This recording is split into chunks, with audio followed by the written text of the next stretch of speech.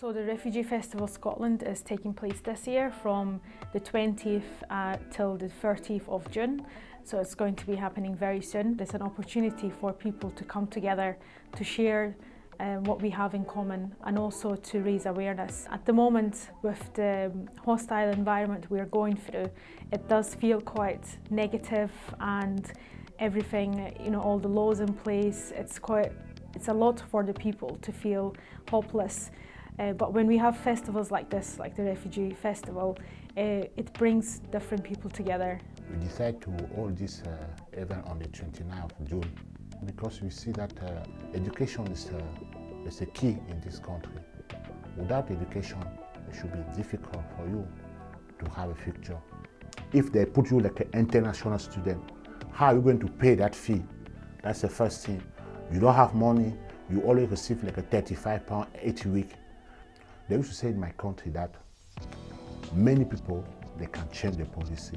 I would say one of the highlights for me would be the launch of the book. The book is called The Sea of Paperwork, and it will be launched on 23rd of June on Sunday. With the primary school children and with the secondary school children, we talked about what migration means, how welcoming looks like, and why people leave their country. The other event that we're organising is called Under the Jasmine Tree. It's the launch of the animation. We worked with one of the primary schools looking at a poem that was written by a volunteer at Medical Integration Network. And the poem nicely shows the journey a person takes and why they have to leave their country and what they expect and what they are faced with when they arrive to a new country. It's the fact that asylum seekers are not able to work, and asylum seekers are given £40 per week, and they have no access to employment opportunities. They have no access to higher or further education. So, and also the conditions that the housing conditions are deplorable. So it is on that basis that the fact that asylum seekers are treated as subhuman. So that is what motivates us to start the group, because it's about campaigning for asylum seekers to be treated with dignity. So the festival that we have, it is Scotland Our New Home, and it's connecting journeys through poetry and storytelling. The script is a skit that we wrote ourselves and we'll be performing, and it's charts the journey of asylum seekers, from asylum seeker to refugee.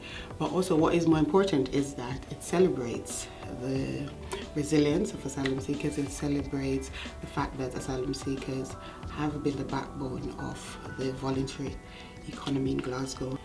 I heard a famous poet says one time that stories has the power to dispossess a people.